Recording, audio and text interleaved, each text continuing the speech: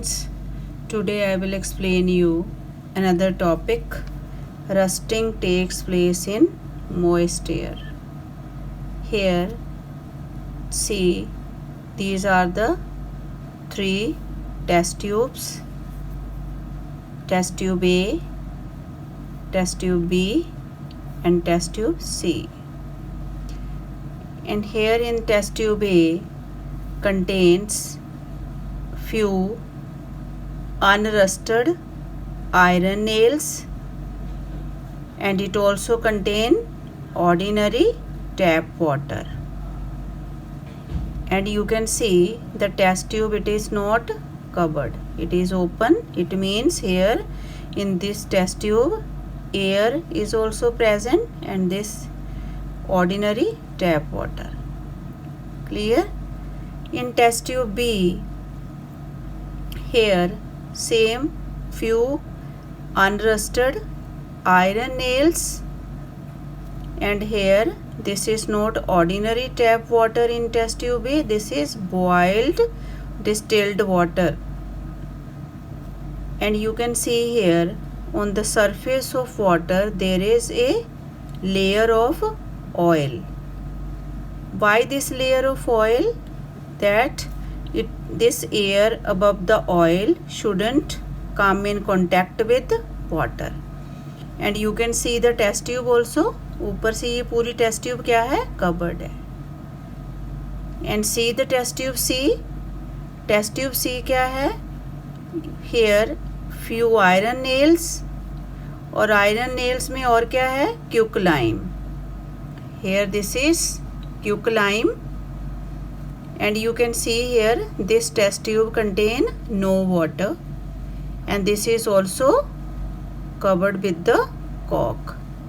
ऊपर से ये भी क्लोज है, बी वाली भी क्लोज है, C also closed. And after few days when these nails were observed, what happened in the test tube A? जो टेस्ट ट्यूब में ए में जो नेल्स थे they were rusted. Why they were rusted? Because here water is also present, air is also present. Okay, so here already you know for rusting what is needed, oxygen and water. So both the conditions are present here. In the second one the nails were not rusted. यहाँ पे कोई nails को rusting नहीं हुई थी after few days. The reason is these nails are only dipped in water but there is no air. तो दोनों conditions होनी चाहिए, air भी होनी चाहिए, water भी होना चाहिए, moisture भी होना चाहिए, but here no air. And in the test tube C, the purpose of adding this क्यूकलाइम. अब क्यूकलाइम क्या है, this is the drying agent. यहाँ पे जितना भी ये मॉइस्चर होता है ना उसको क्या कर लेता है, टेस्ट ट्यूब से ऑब्जर्व करता है. Means here no moisture is present. So here in this test tube also no rusting, okay, was observed here, because the air in this test tube it is not having a moisture content. Clear? So here students you can see the equation also. See the equations of rusting. Here rusting takes place in the presence of oxygen, water, okay, iron in the presence of oxygen, water and form rust. Rusting का आपको पता ही, what is the color of rusting? Reddish brown. And here you can see the formula. जैसे iron है, iron का symbol क्या है, Fe.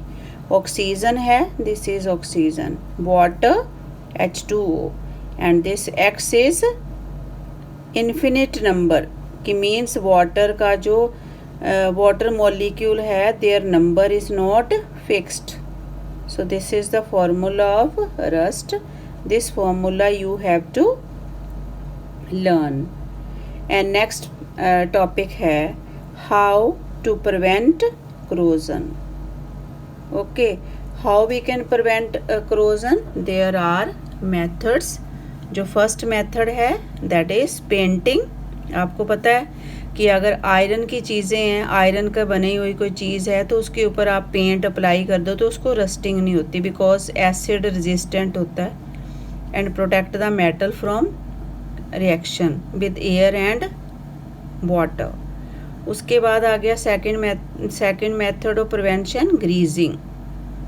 Okay, so here this also prevent the surface of the metal from rusting. Next है galvanising.